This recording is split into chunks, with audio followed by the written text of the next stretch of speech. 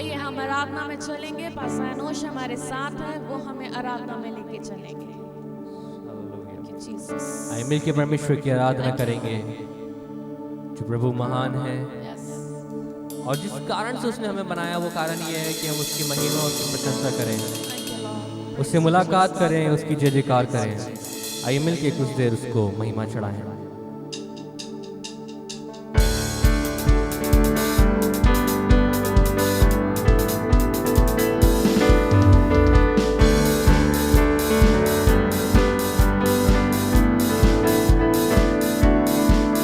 सारी पृथ्वी के लोग अपने यहोवा का जय जयकार करें। सारी पृथ्वी के लोग अपने यहोवा का जय जयकार करें। आओ सब मिलके हम इबादत करें, उसकी जय जयकार करें। वो आनंद से चले हम इबादत करें, उसकी जय जयकार करें।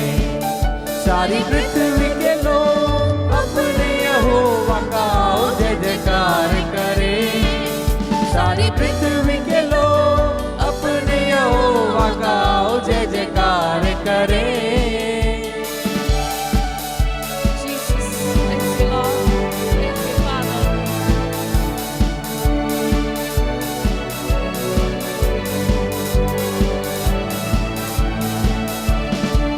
ये जान रखो यहोवा खुदा है, बनाया हमको हम उसके ही हैं।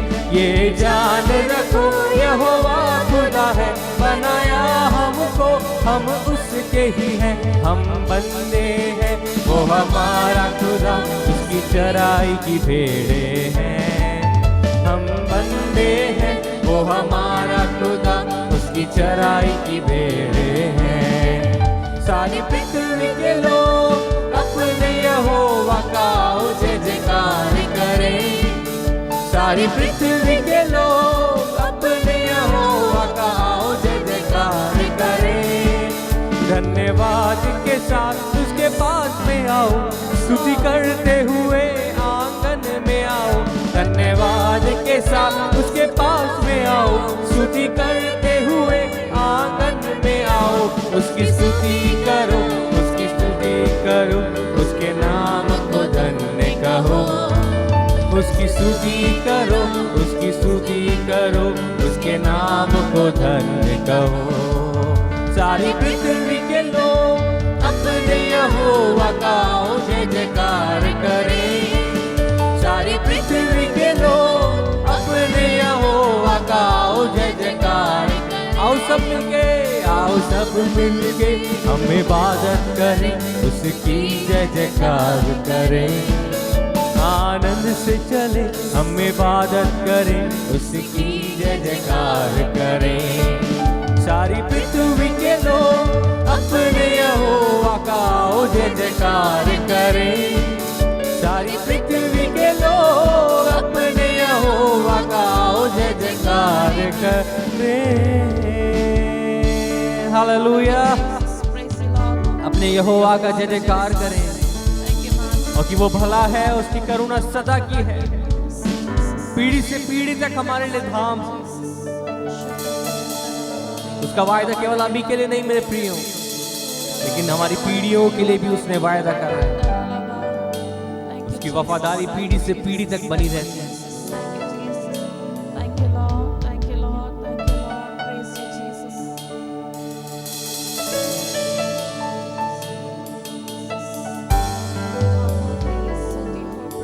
आंखों को बंद करके उसकी महिमा करें।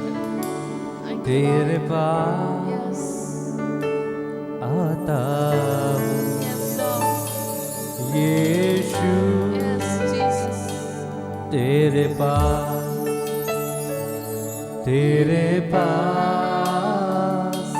आता हूँ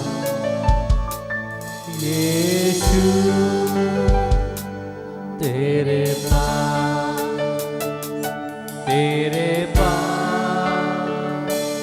आता यीशु राजा, यीशु तेरे पास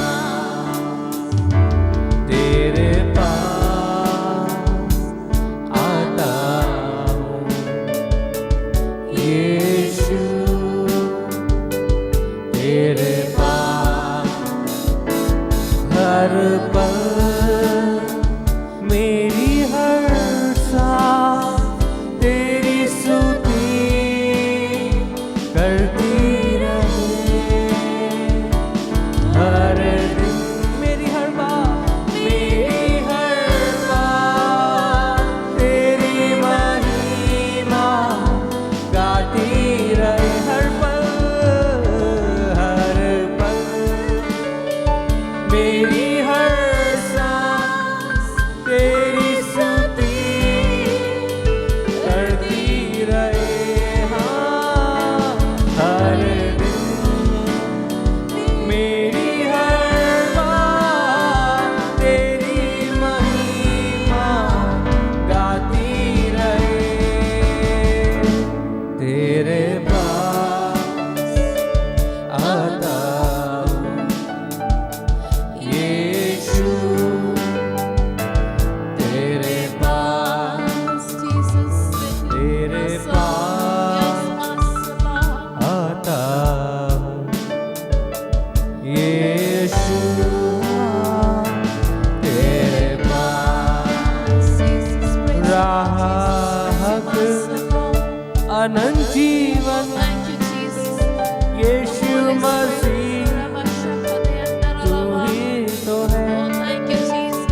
तेरे सिवा जाऊं कहाँ, मेरी आशा तू ही तो है। राहत अनंत जीवन यीशु मसीह तू ही तो है। तेरे सिवा जाऊंगा मेरी आशा तू ही तो है। यीशुआ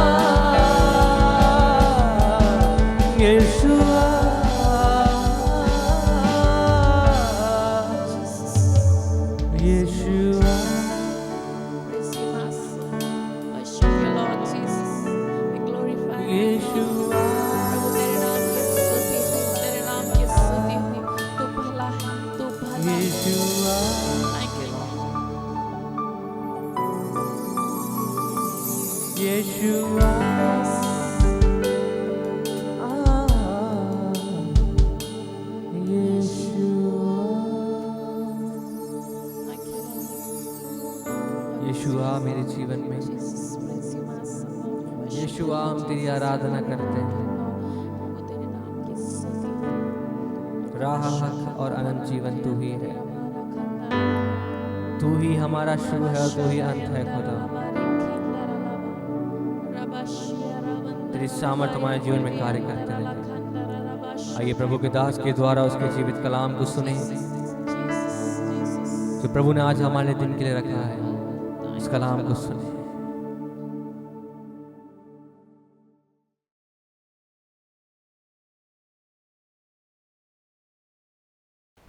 praise the Lord. Mount Carmel church Ajmer YouTube channel से जुड़े सभी सब्सक्राइबर और दर्शकों को जल्द आने वाले प्रभु यीशु मसीह के मधुर और मीठे नाम में आज शाम फिर एक और बार आपका अभिनंदन करते हैं। आशा करते हैं आप अच्छे होंगे। तो आइए हम परमेश्वर के वचन की ओर चलते हैं और हम फिर एक और बार पढ़ेंगे मत्ती रचित सुसमाचार 23 अध्याय उसका 23 और 24 पद को।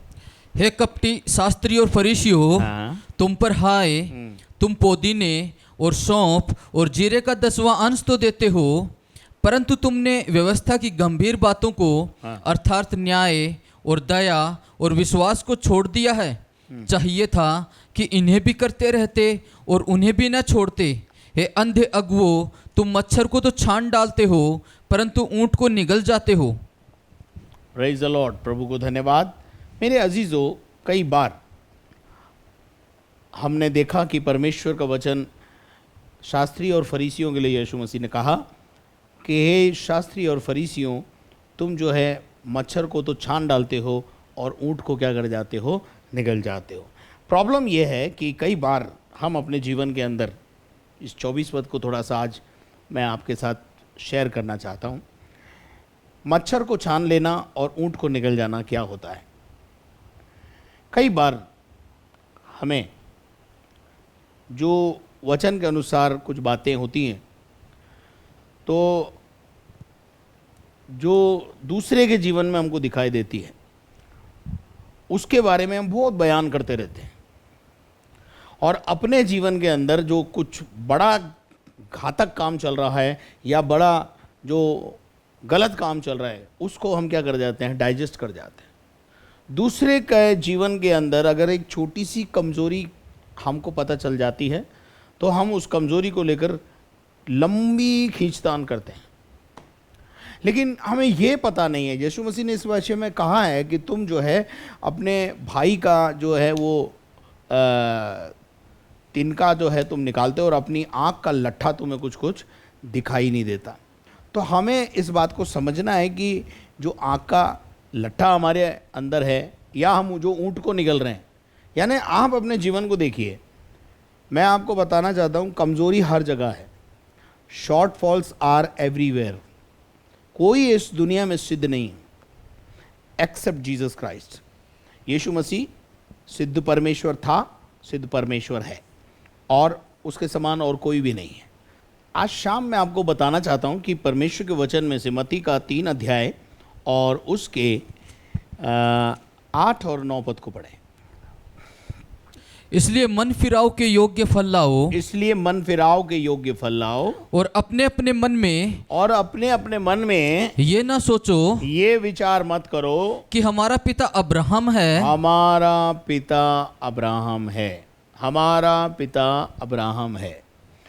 Yes my dear brother and sister, if you are a believer, तो ये सचमुच सच है कि आप और मैं अब्राहम की संतान हैं।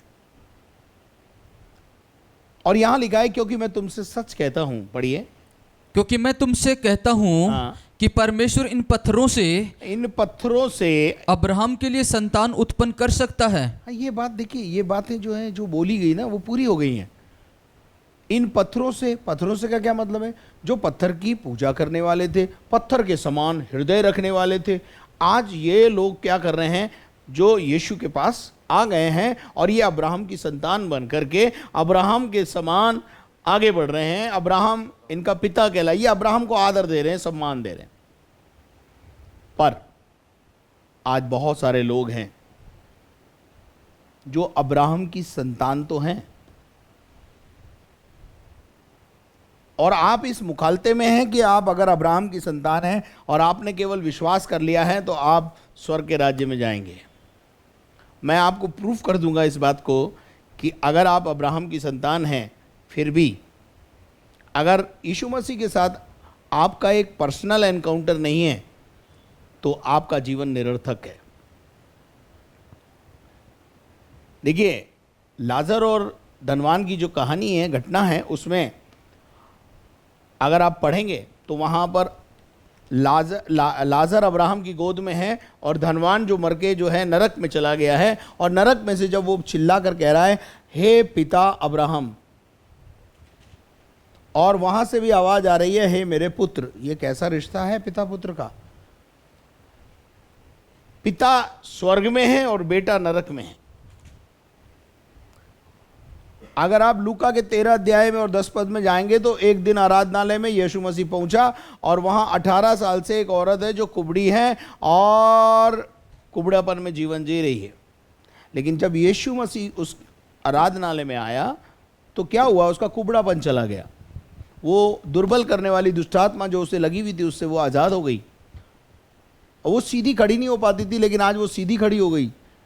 लेकिन उस बात को देखते हैं और वहाँ बहुत विरोध होता है, और उस विरोध को देखते हुए जो है दूसरे जो लोग थे उन्होंने कहा कि ये तो सबत के दिन इन्होंने ऐसा कर दिया, अच्छा नहीं है, ये नहीं है, वो नहीं है, ऐसी बातें हुई। लेकिन यीशु मसीह ने क्या कहा? ये अब्राहम की बेटी है। किसकी बेटी है? अब्राहम की बेटी है। अब अब्राहम की बेटी है तो फिर कुबड़ी क्यों है? अब्राहम की बेटी है तो बंधन में क्यों है? तो इसका मतलब क्या है? आज की तारीख में भी आप अगर अब्राहम की संतान हैं तो मे भी हो सकता है शैतान ने आपको अपना बंधन में बांध रखा है। इस मुखालते में मत रहना कि आप ईसाई घराने में पैदा हुए हैं तो सीधा स्वर्ग आपकी बापोती है। स्वर्ग के लिए तो हर व्यक्ति को प्रोसेस में से होकर जाना ही होगा। तो अपन देखते हैं कि यहाँ पर प्रभु का वचन हमें बताता है कि, जरा एक आयत पढ़ेंगे ब्रदर, रोमियो की पत्री 4 अध्याय और उसका 12वां पद। और उन खतना किए का हाँ पिता हो, हाँ जो न केवल खतना किए हैं हाँ परंतु हमारे पिता हाँ। अब्राहम के उस विश्वास की लीक पर जो चलते हैं। जो अब्राहम के उस विश्वास की लीक पर चलते हैं। बाइबल में लिखा है अब्राहम ने विश्वास किया, ये बात उसके लेखे में धर्म गिना गया। मेरे अजीजों, जब अब्राहम ने विश्वास किया तो ये बात उसके लेखे में उसके लिए क्या गिनी गई? पढ़ेंगे उत्पत्ति का 15वां अध्याय और उसके 6ठे पद को पढ़ें। उसने यहोवा पर विश्वास किया, उसने परमेश्वर पर विश्वास किया और परमेश्वर ने इस बात को हाँ। उसके लेखे में धर्म गिना। हाँ, परमेश्वर ने उसके उस बात को लेखे में क्या गिना? परमेश्वर की अकाउंटेबिलिटी में क्या आ गया? वो एक राइचियस पर्सन हो गया, है ना, धर्म गिना गया। लेकिन मैं आपको एक बात बताना चाहता हूँ, नए नियम में एक बात लिखी है, विश्वास कर्म बिना मुर्दा है। विश्वास करने वाले को विश्वास करना चाहिए और कर्म भी करना चाहिए। अब्राहम ने केवल विश्वास किया ऐसा नहीं है, विश्वास के साथ अब्राहम का कर्म आपको हर जगह दिखाई देगा। जो लोग ये कहते हैं कि हमने विश्वास किया है, हम अब्राहम की संतान हैं और अब हम स्वर्ग के वासी हैं, आप एक मुखालते में पड़े हुए हैं। अब्राहम ने हर बार जब परमेश्वर की बात पर विश्वास किया तो विश्वास के बाद उसने कर्म भी किया। अगर आप उत्पत्ति के 12वें अध्याय के पहले पद को पढ़ेंगे, पहले दूसरे पद को 4 पद तक पढ़ना पड़ेगा, तब आपको ये बात समझ में आएगी। पढ़िए। परमेश्वर ने अब्राहम से कहा, परमेश्वर ने अब्राहम से कहा। देखिए, there is no return words, सिर्फ उसे एक आवाज आ रही है और अब्राहम से परमेश्वर का पहली बार आवाज आ रही है। ये आवाज भी कैसी आवाज है मालूम है? अनजानी आवाज है। कभी परमेश्वर के बारे में उसे पता नहीं था, क्योंकि वो तो एक मूर्ति पूजक का बेटा था, मूर्ति बनाने वालों का बेटा था। कभी ऐसी आवाज उसने परमेश्वर का अनुभव उसको कभी पहले नहीं हुआ था। एक अनजानी आवाज उसके कानों में आ रही है और वहां वो बोल रहा है, अब्राहम अब्राहम सुन, अपना देश और अपनी जन्मभूमि और अपने पिता के घर को छोड़कर उस देश में चला जा जो मैं तुझे दिखाऊंगा। और उसके बाद क्या लिखा है दूसरी आयत में? और मैं तुझसे एक बड़ी जाति बनाऊंगा। कौन बोल रहा है? गॉड।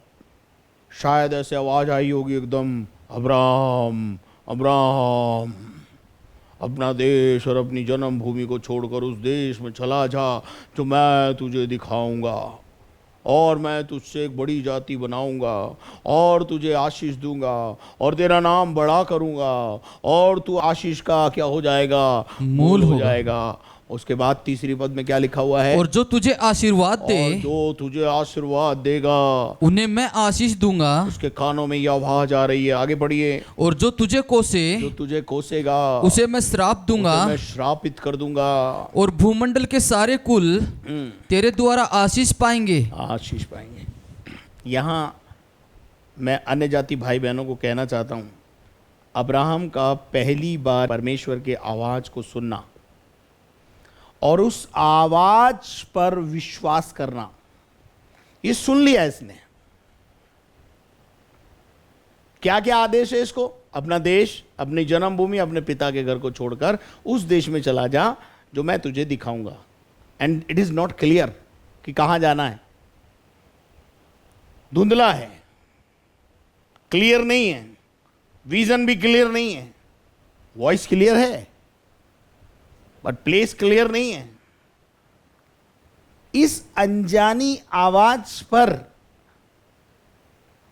अब्राहम ने क्या किया? विश्वास किया और चौथी आयत में कर्म किया। चौथी बात पढ़ो। परमेश्वर के इस वचन के अनुसार अब्राहम चला। क्या करना है? वचन सुनना है, परमेश्वर की आवाज सुनना है और विश्वास करना है और उसके ऊपर चलना है। आगे, और लूत भी उसके संग चला, और लूत भाई भी उसके संग, उसका भतीजा भी उसके संग चला। और जब अब्राहम हारान देश से निकला, हाँ, उस समय वह 75 वर्ष का था। हाँ, अब आप आगे अब्राहम के जीवन को जब जानते हैं, है ना। और इन दिनों में हम अब्राहम की संतान हैं। परमेश्वर कह रहा है उस समय के यहूदियों और उनसे यूहन्ना बपतिस्मा देने वाला कह रहा है कि इस सांप के बच्चों तुम्हें किसने जता दिया कि तुम आने वाले कोप से भागो, है ना। अगर आप 7 पद पढ़ेंगे मत्ती का 3:7 तो वहाँ लिखा हुआ है। फिर वो बोलता है तुम मन फिराओ कि योग्य फल लाओ। उसके बाद 9वें पद में बोलता है अपने अपने मन में ये ना सोचो कि तुम अब्राहम जो तुम्हारे भरोसे बैठा, हमारा पिता अब्राहम है और मैं तुमसे कहता हूँ परमेश्वर इन पत्थरों से अब्राहम के लिए संतान को क्या करेगा? उत्पन्न करेगा। क्यों? क्योंकि उसने विश्वास किया। कर्म क्या है उसका? वो उस वचन को सुनने के बाद उस पर चला। लिखा हुआ है 4 पद में, अब्राहम उस वचन को पाकर उस वचन के अनुसार चला। ये चला जो है ना वो क्रिया है भाई। ये चला जो है क्रिया है। और इस क्रिया में क्या हुआ मालूम है? उसका बाप का घर, उसकी जन्मभूमि सब छूट गई। अब्राहम के जीवन को अगर आप और देखें तो अब्राहम ने बहुत आशीषें पाई, इसमें कोई दो राय नहीं। अब्राहम के जीवन को अगर उत्पत्ति के 22वें अध्याय में आप जाएंगे तो वहाँ परमेश्वर फिर उसके पास आया और उससे कहा, पढ़िएगा। इन बातों के पश्चात ऐसा हुआ कि परमेश्वर ने अब्राहम से यह कहकर उसकी परीक्षा की, आगे, हे अब्राहम। उसने कहा, देख मैं यहाँ हूँ। उसने कहा, अपने पुत्र को अर्थात अपने इकलौते पुत्र इसहाक को जिससे तू प्रेम रखता है संग लेकर मोरिया देश में चला जा। फिर एक आवाज 12 अध्याय में एक आवाज, 22 अध्याय में एक आवाज। जब जब उसको परमेश्वर ने आवाज दी, अब्राहम ने कर्म किया। हर जगह कर्म किया उसने। हम जिसको अपना आधार मानते हैं, अब्राहम को अपना पिता मानते हैं, अब्राहम से परमेश्वर ने कहा जिससे तू बहुत अधिक प्रेम करता है वो संग लेकर मोरिया देश में जा और उसको एक पहाड़ पे ले जाकर मेरे लिए बलिदान कर दे। और उस वचन के अनुसार अब्राहम तड़के मॉर्निंग में ही उठ करके तैयारी करके क्या करा? चल पड़ा। क्या आप मेरे साथ हैं? और उसने, अब्राहम ने उस बच्चे को जो है उस वेदी के ऊपर बांध दिया और अपना हाथ भी उसको छुरा लेकर बढ़ा लिया। लेकिन कुर्बानी से पहले यहोवा का हाथ आ गया और उससे कहा, मैं मान गया कि तू सचमुच मुझसे प्रेम करता है। मेरे अजीजों, अब्राहम की संतान को चाहिए कि अब्राहम के नक्शे कदम पर चले। अगर आप अब्राहम की संतान हैं, एक विश्वासी हैं, अब्राहम आपका और मेरा सबका पिता है, तो इट इज़ अवर ड्यूटी कि हम जैसे अब्राहम चला परमेश्वर के साथ, इसहाक चला परमेश्वर के साथ, याकूब चला परमेश्वर के साथ, यीशु चला, वैसे ही हम उनके फुटप्रिंट पर चलते चले जाएं। फुटप्रिंट क्या है?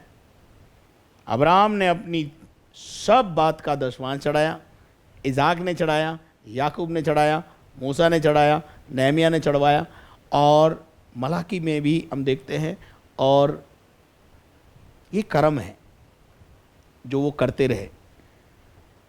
आपने क्या किया? हम तो विश्वास से धर्मी ठहरे। कर्म कौन करेगा? ढीला कौन करेगा? खींचा ढीला कौन करेगा? जेब ढीली कौन करेगा? परमेश्वर कह रहा है जिससे तू बहुत अधिक प्रेम करता है उसको मेरे लिए कुर्बान कर दे। अब आप बताइए, आप सबसे ज्यादा प्यार किसको करते हैं? आपके बटुए में 2000 का नोट है, 500 का नोट है, 100 का नोट है और 200 का नोट है, आप सबसे ज़्यादा कौन से नोट को प्यार करते हैं? कोई बताएगा मुझे? कौन से नोट को प्यार करते हैं? हाँ जी, 2000। वो गुलाबी गुलाबी 2000 का नोट। प्रभु क्या मांग रहा है? जिससे तू सबसे अधिक प्रेम करता है वो मुझे चढ़ा दे। और हमारा सिद्धांत क्या है? हमने जो बनाया, चमड़ी जाए पर धमड़ी ना जाए। हाँ? प्रभु को 2000 के नोट की क्या जरूरत है? वो तो 2 रुपए से भी खुश हो जाता है, 10 रुपए के नोट से भी खुश हो जाता है। प्रभु क्या मांग रहा है तुमसे? जिससे तू सबसे अधिक प्रेम करता है वो मेरे लिए चढ़ा। देखिए, अब्राहम के 2 बेटे थे, एक इस्माइल और एक इजाक। गॉड ने अब्राहम से इस्माइल नहीं मांगा, परंतु उसने उससे कहा, इजाक को जो तेरा इकलौता बेटा है और जिससे तू बहुत अधिक प्रेम करता है, क्योंकि वो उसकी बुढ़ापे की संतान थी,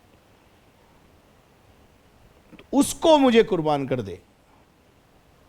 आज परमेश्वर उन चीजों को आपसे मांग रहा है जिनसे आप सबसे ज्यादा प्यार करते हैं।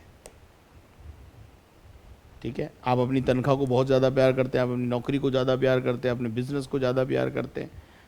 प्रभु कहता है इन सब चीजों को मुझसे थोड़ा अलग प्यार दे, मेरा प्यार मेरे को दे।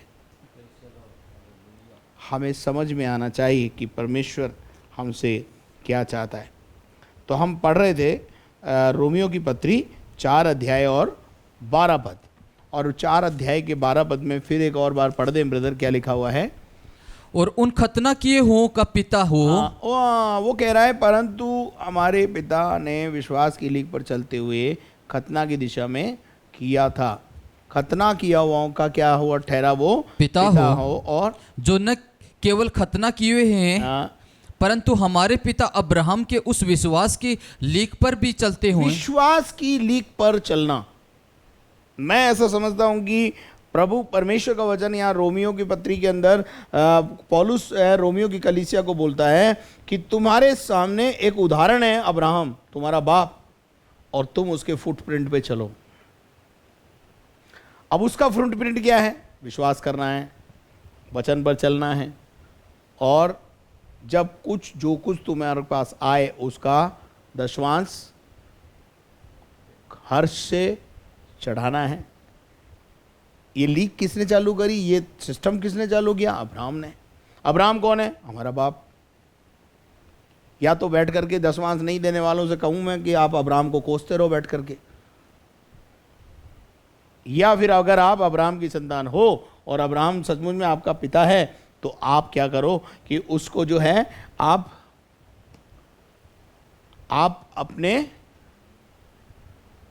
परमेश्वर के वचन के अनुसार अब्राहम की लीक पर चलना शुरू करो। अब्राहम मेरा और आपका पिता है।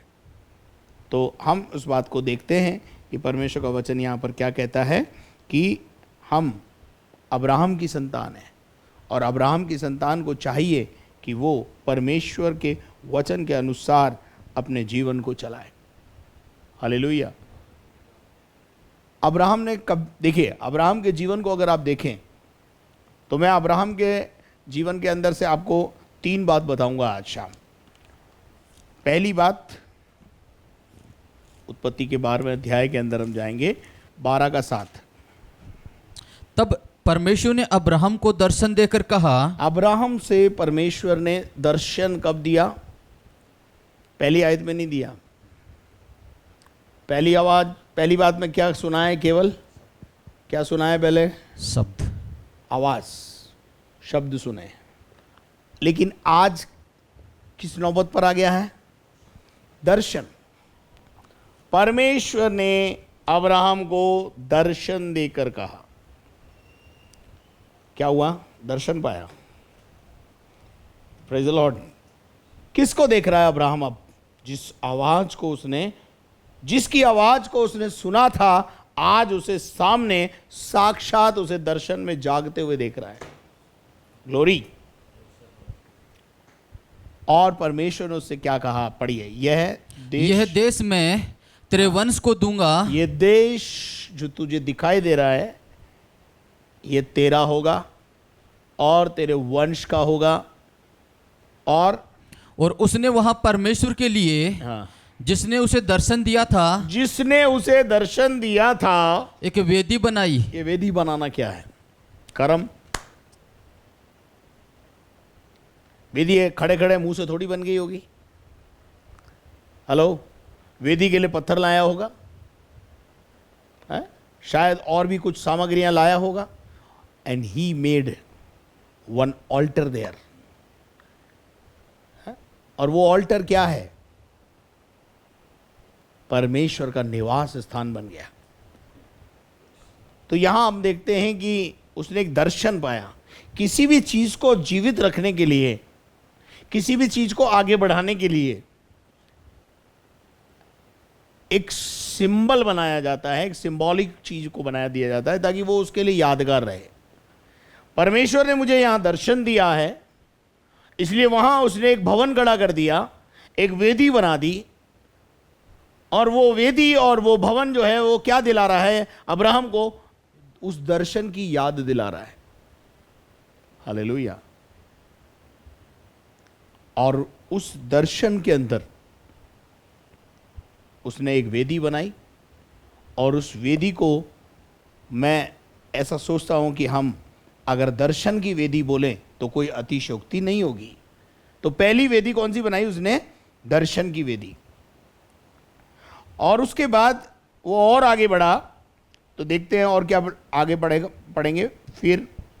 फिर वहां से आगे बढ़कर वह उस पहाड़ पर आया, हाँ, जो बेतेल के पूर्व की ओर है, हाँ, और अपना तंबू उस स्थान में खड़ा किया, हाँ, वहां अपना तंबू उसने गाड़ा। और जिसके पश्चिम की ओर हाँ, तो बेतेल हाँ, और पूर्व की ओर ए है। हाँ, वहां भी उसने परमेश्वर के लिए एक वेदी बनाई। वहां जहां जहां अब्राहम ने कदम रखा या आगे बढ़ता गया, वहां उसने एक वेदी बनाई।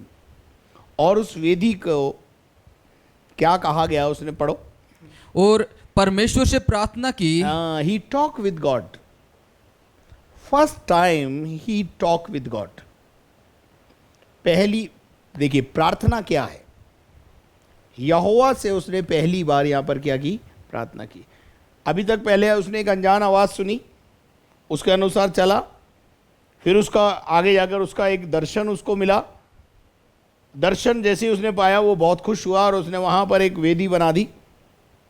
अर्थात यूं समझ लीजिए एक परमेश्वर के लिए निवास स्थान बना दिया। और उसके बाद वो थोड़ा और आगे बढ़ा, तो वहां पर उसने क्या देखा कि अपने तंबू को जब उसने वहां खड़ा किया तो वहां पर भी उसने एक वेदी बनाई। क्यों उसने वहां पर एक वेदी बनाई? क्योंकि उसने फर्स्ट टाइम खुदा से बात की। पहली बार उसने प्रार्थना की। प्रार्थना करना क्या है? परमेश्वर से बात करना है। Praise the Lord. एंड उसके बाद 22 अध्याय के 9 पद में फिर एक और वेदी बनाई।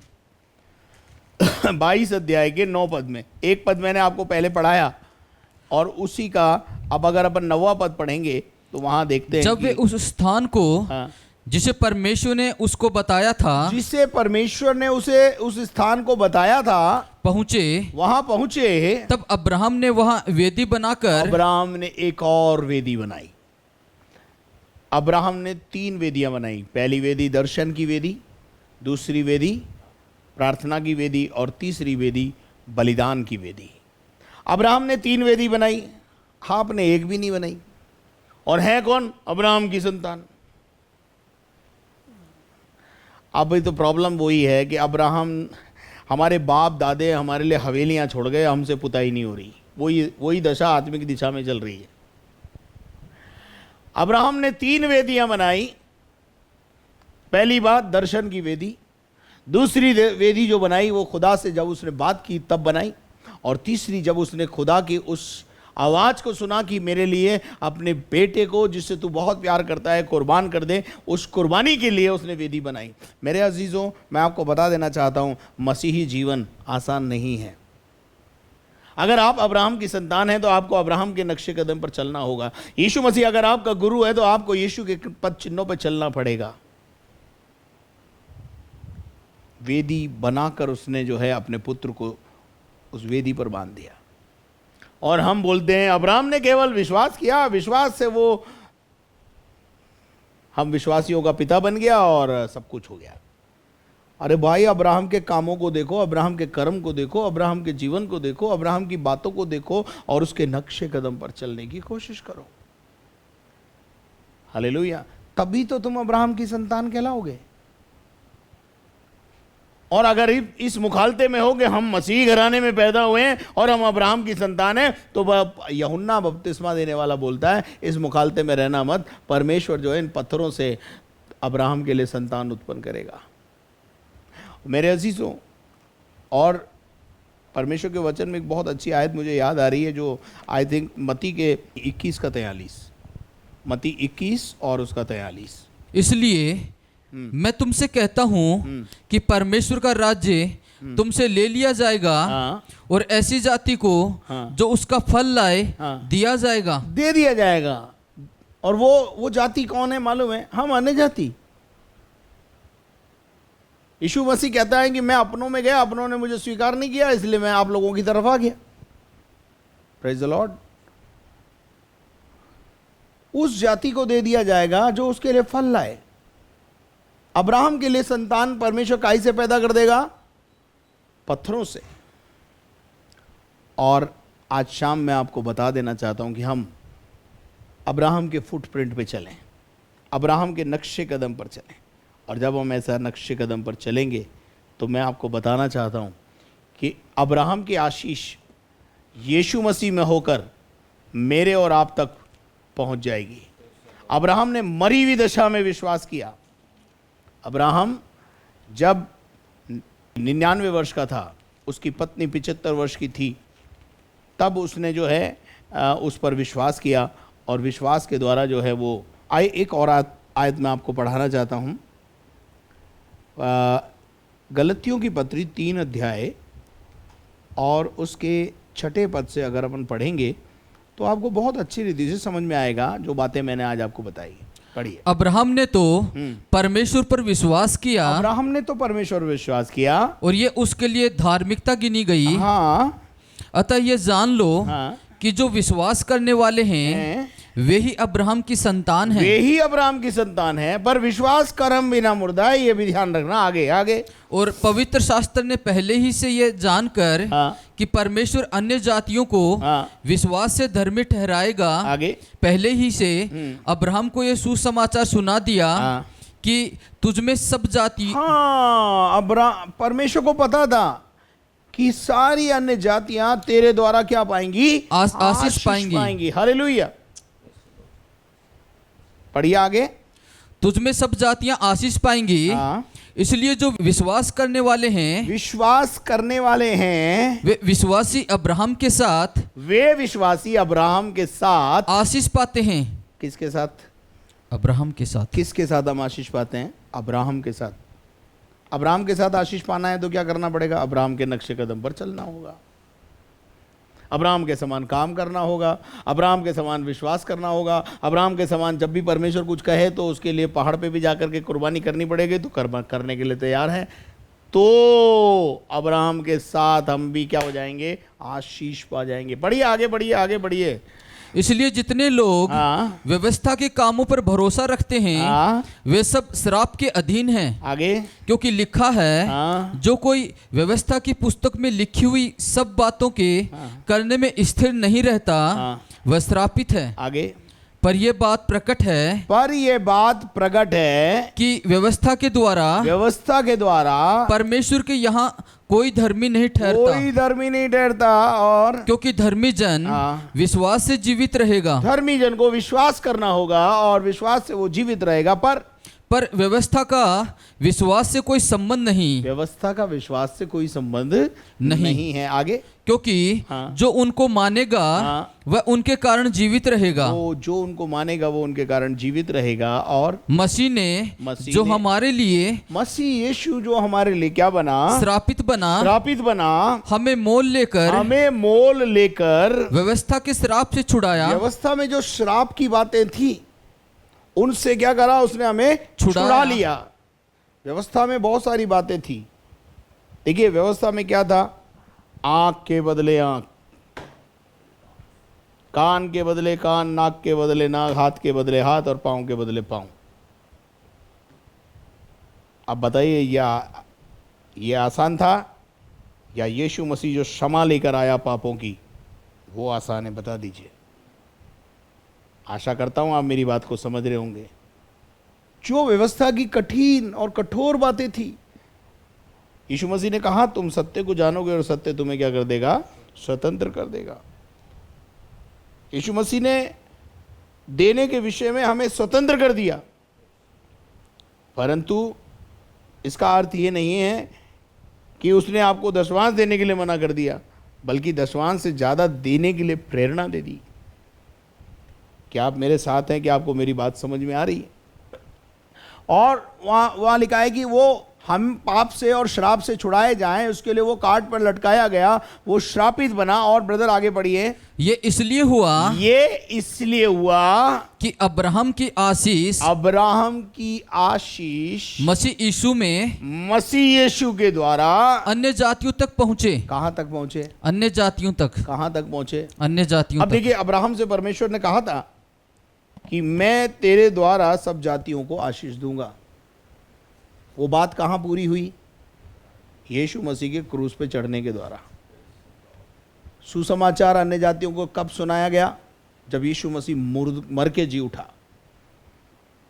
और लिखा है अन्य जातियों तक पहुंचे और हम विश्वास के द्वारा उस आत्मा को प्राप्त करें जिसकी प्रतिज्ञा हुई है। वो आत्मा कौन सी है मालूम है?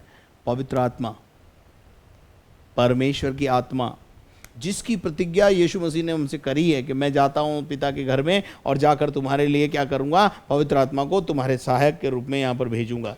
वो आकर तुम्हें पाप और न्याय के विषय में निरुत्तर करेगा। और वो आत्मा हम में से हर एक को दी गई है, जिसकी प्रतिज्ञा हुई थी। और प्रतिज्ञा अब्राहम के लिए हुई, लेकिन हम देखते हैं कि अभी हमने पढ़ा था थोड़ी देर पहले कि अब्राहम को आशीष जब मिली, प्रतिज्ञा की आशीष का वो भागी जब हुआ, जब उसने अपने मलकीसदेक को दशवांश और विजय का अनुभव उसके साथ शेयर किया, सेलिब्रेट किया। मेरे अजीज़ों, हम जब भी किसी के साथ सेलिब्रेशन के अंदर जाते हैं, मुझे मालूम है आप में से कोई भी खाली हाथ नहीं जाता है। सेलिब्रेशन का मतलब है कुछ खर्च करना, कुछ देना। आप शादी में खाली हाथ नहीं जाते, आप किसी की पार्टी हो रही है खाली हाथ नहीं जाते, आप मकान का उद्घाटन है, कोई भी सेलिब्रेशन में आप खाली हाथ जाते हैं तो बता दीजिए मुझे। और हर रविवार को जब हम यहाँ कलीसियाओं में जब जमा होते हैं तो वो भी तो एक सेलिब्रेशन है। वो काय का सेलिब्रेशन है? मसीह जिंदा हो गया। तो उस सेलिब्रेशन के दिन क्या हम खाली हाथ आएंगे प्रभु के पास? मैं ऐसा विश्वास करता हूँ कि आप आनंद से भरे हुए, जब खुशियाँ ज़्यादा होती है। देखिए, हमारे अड़ोस पड़ोस में किसी दूर रिश्तेदार की जब शादी ब्याह होता है ना, तो हम क्या करते हैं मालूम है? 51 रुपये और 101 रुपये दे करके लिफाफे में डाल के और दे के आ जाते हैं। लेकिन अगर साली के बच्चे की शादी हो, चाचा के बेटे की शादी हो, निकटतम रिश्तेदार की शादी हो, निकटतम परिवार के अंदर जब खुशियां हो, तो क्या वहाँ 51, 101 से काम चल जाता है? माय डियर, ज़रा समझा दो मुझे। वहाँ हम ऐसी कोशिश करते हैं, बढ़ चढ़ के देना है, बढ़ चढ़ के देना है। एक तो दिल से खुशी होती है, एक तो दिल में खुशी होती है कि यार मेरे भाई के बच्चे की शादी है, मेरी बहन की बेटी की शादी है, मामा हूँ मैं उसका और मुझे करना चाहिए, मेरा फ़र्ज़ और कर्तव्य बनता है। मेरे अजीज़ों, अपनों के साथ खुशी को मनाया जाता है। दूर वालों के साथ 50 रुपये डाल करके हम छुट्टी करके आ जाते हैं, क्योंकि एक दूर का रिलेशन है। लेकिन क्लोज रिलेशन में उदारता से, खुशी के साथ उभरता हुआ दिया जाता है। क्या मैं गलत बोल रहा हूं तो बोल दीजिए। आपका यीशु मसीह के साथ संबंध देने से प्रकट होता है। आपका जो देने का जो तरीका है परमेश्वर को, उससे प्रकट होता है कि आपका परमेश्वर के साथ कैसा संबंध है। How much you are celebrating. आशा करता हूं आप समझ गए होंगे। सो परमेश्वर इस वचन के द्वारा भी आपको आशीष दे। आइए हम अपनी आंखों को बंद करें और प्रार्थना करें। हमारे जीवित और महान परमेश्वर, मलकीसदेक की रीति के ऊपर प्रभु किस प्रकार से अब्राहम ने उसको प्रभु दशवांश दिया, और हम जो अब्राहम की संतान हैं उनको किस प्रकार से उस अब्राहम और प्रभु जी पौलुस और मूसा और यूहन्ना और याकूब के पद चिन्हों पर चलना है, ये हमने आज शाम को सीखा है। प्रभु प्यारे खुदावन परमेश्वर, देने वालों को तू 1000 गुना वापस लौटा देता है। खुदा प्यारे परमेश्वर, जैसा इन दिनों में भी हम देखते हैं प्रभु जी कि जब कोई इंसान यहाँ पर आता है, तो जब शादी ब्याह में आते हैं प्रभु जी, और वो जब वापस जाते हैं तो रिटर्न गिफ्ट दी जाती है। और प्रभु जैसे हम समझते हैं इस बात को कि कोई भी हमारे घर से खाली हाथ ना जाए, इसलिए प्रभु हम रिटर्न गिफ्ट्स का इंतज़ाम करते हैं। तू भी प्रभु, जब तेरे लोग तेरे भवन में आते हैं, तुझे सेलिब्रेट करते हैं, तेरे लिए आराधना चढ़ाते हैं, उनको खाली हाथ तू कभी नहीं भेजता, तू उनको लौटाता है। परमेश्वर, इस शाम प्यारे परमेश्वर इस भेद को लोग समझ पाएं। प्यारे परमेश्वर, मैं यीशु मसीह के नाम से उन लोगों के लिए प्रार्थना करता हूं जो बीमार हैं और जिनके आज जन्मदिन है और जिनके आज मैरिज एनिवर्सरी है, उन सबको यीशु मसीह के नाम से मैं आशीष कहता हूं। आपके लहू में इनको कवर करके रखिएगा, कोई भी अंधकार की ताकत उन पर प्रबल ना हो, शैतान की तमाम युक्तियों से बचाकर अपनी पनाह में रखे। धन्यवाद करता हूँ, तूने मेरी प्रार्थना को सुना है, यीशु मसीह के नाम से मांगता हूँ, आमीन। और अब हमारे खुदावंद यीशु मसीह का फजल, खुदा बाप की मोहब्बत, पाक रूह की रिफाकत और शराकत अब से लेकर हमेशा तक हम सबों के साथ हमेशा तक होती रहे, और हम सब बोले आमीन। Praise the Lord. यदि आपने हमारे चैनल को सब्सक्राइब नहीं किया तो जल्दी से आप उसे सब्सक्राइब करें, बेल आइकन को दबाएं, शेयर करें, लाइक करें। Praise the Lord. यदि आप अपने प्रार्थना के निवेदन हमें भेजना चाहते हैं, प्रार्थना टावर के नंबर स्क्रीन पर हैं, कृपया उनका इस्तेमाल करें। साथ ही निरंतर अपनी प्रार्थनाओं में हमें उठाए रखें, और बैंक अकाउंट की डिटेल स्क्रीन पर है, आप उसका इस्तेमाल करें। Thank you very much and may God bless you. कल शाम फिर आपके साथ मुलाकात करेंगे, तब तक के लिए घर में रहें, सुरक्षित रहें। धन्यवाद।